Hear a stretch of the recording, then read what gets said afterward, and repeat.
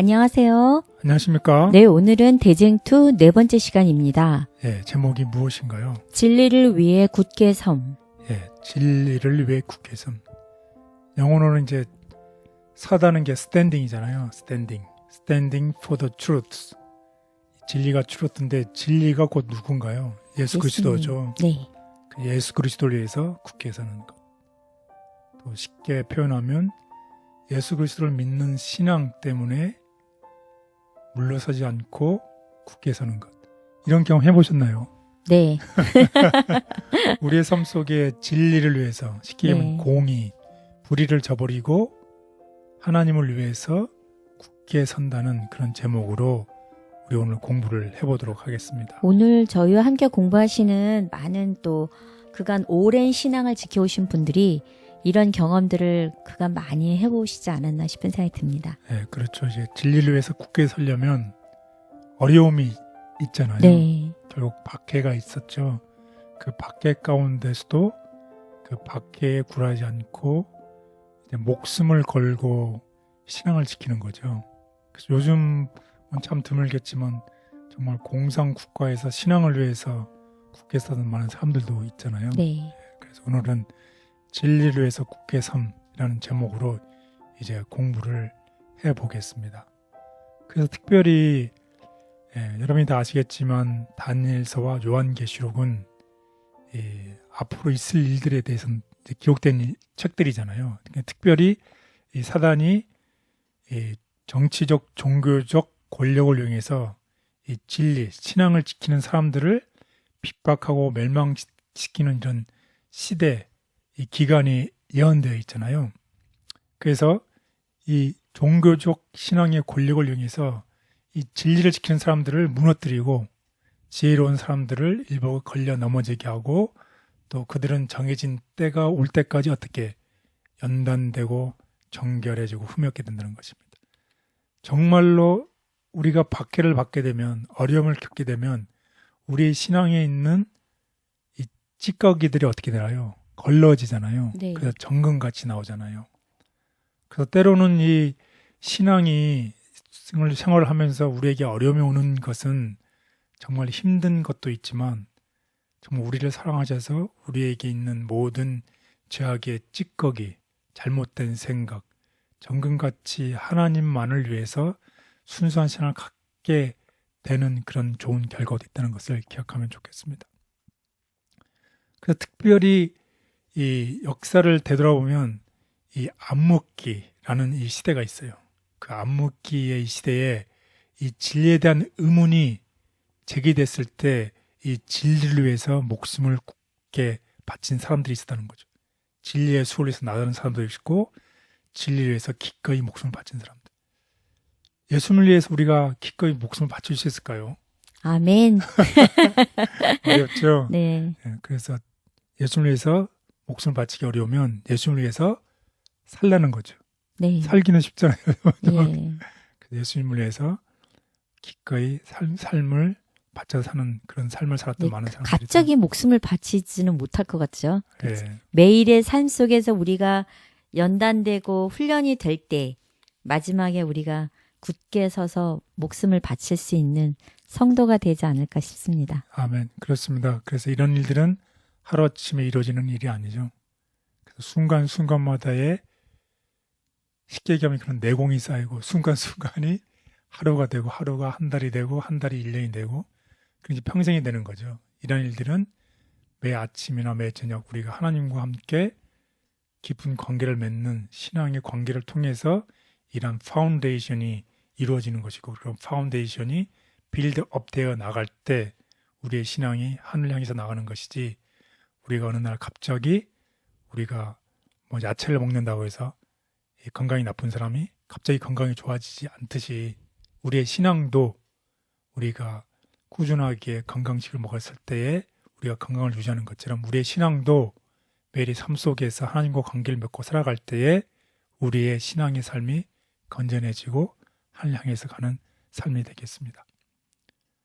자, 그래서 오늘의 학습 전개를 보면 아까도 말씀드렸지만 진리에 대한 의문이 제기됐을 때에 이 진리에 대한 충성을 했었고 또 진리를 수호하는 사람들이 있었습니다.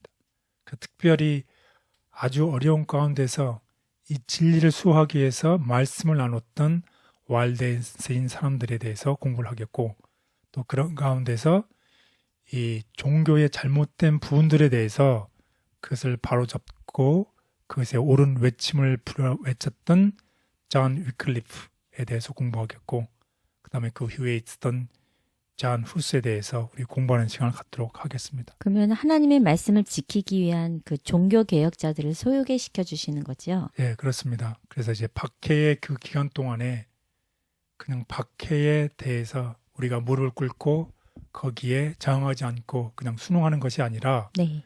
박해에 대해서 잘못된 부분들에 대해서 목숨을 걸고서 하나님의 말씀을 지켰던 사람들의 이야기를 통해서 오늘 우리의 삶 속에서도 우리가 박해가 없는 것처럼 보일 수도 있겠지만 우리의 삶 속에서 우리가 선택해야 되는 부분들이 있잖아요. 매 네. 순간순간마다. 그때 우리가 종교 계획자들이 그들의 목숨을 거쳐서 말씀을 지켰던 것처럼 오늘도 우리의 삶 속에서 양심의 소리를 듣는 경우가 있잖아요. 네. 그 양심의 소리를 우리가 거절하지 않고 양심의 소리를 지켰던 그 종교 계획자들처럼 우리도 진리를 위해서 충성하고 진리를 지키는 모든 사람이 됐으면 좋겠습니다. 자, 그래서 오늘 학습 순서를 한번 볼까요? 박해 받았지만 승리함. 예, 첫 번째 날은 이제 박해를 받았지만 승리했다는 거죠. 죽었지만 살았다는 얘기죠. 역설적인 얘기지만 우리가 죽으면 살게 되는 것이죠. 그다음 두 번째 날은 빛은 어둠을 물리치고. 예, 아무리 연약한 조그만 빛이라도 그 빛이 캄캄한 어둠 속에서는 어떻게인가요? 도움이 되죠. 네. 밝게 비치는 것처럼 보이는 것입니다. 빛은 어둠을 이긴다는 것입니다. 그리고 이런 빛을 따라서 어떤 상황이 있을 때 우리는 어떻게 한다는 것인가. 세 번째는 굳게 서는 용기. 예, 용기가 필요하다는 것입니다. 그게 참 쉽지 않아요.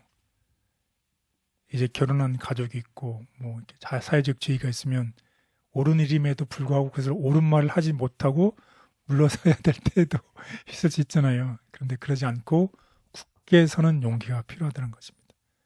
그래서 종교개혁의 샛별 존 위클리프에 대해서 얘기를 하겠고, 이런 사람들이 무엇 때문에 자기의 생명을 바치면서까지 자기의 신념과 예수님과 진리를 지켰을까? 그것은 무엇 때문인가요? 소망입니다. 예수 그리스도께서 우리에게 주시는 약속에 대한 확신에 대한 소망으로 용기를 얻었다는 제목으로 공부를 해보겠습니다. 우리 다 같이 한번 기억절을 보고 시작하겠습니다. 모세가 광야에서 뱀을 든 것 같이 인자도 들려야 하리니 이는 그를 믿는 자마다 영생을 얻게 하려 하심이니라. 요한복음 3장 14절 15절. 예, 그리고 3장 16절은 너무나 유명한 구절이죠. 네. 하나님의 세상을 이처럼 사랑하사 독생자를 주셨으니. 그래서 결국 우리에게 영생을 주기 위해서 예수님께서 이 십자가에 돌아가셨는데 이 예수님을 지킨 사람들, 진리를 소환한 사람들에 대해서 공부해 보겠습니다. 그래서 서론으로 특별히 이 서문학 교회에 폴리가베라는 지도자가 있었습니다. 이 사람을 회유하고 예수님을 부인하라고 했지만 예수님을 부인하지 않음으로 인해서 이 그림에 보시는 것처럼 정말 산채로 화형을 당해서 죽었던 신앙의 선배 순교자죠. 폴리갑. 이 폴리갑의 이야기를 하고 우리 공부를 시작하겠습니다. 폴리캅. 폴리캅은 서머나 교회의 한 지도자입니다. 도시 지도자들은 폴리캅을 화형하기 직전에 그에게 마지막으로 예수님을 믿는 믿음을 포기할 것을 요청했습니다. 폴리캅은 저는 86년 동안 예수님을 섬겼습니다. 그분은 저에게 잘못한 적이 없습니다. 나를 구원해 주신 왕을 어떻게 악한 말을 할 수 있겠습니까?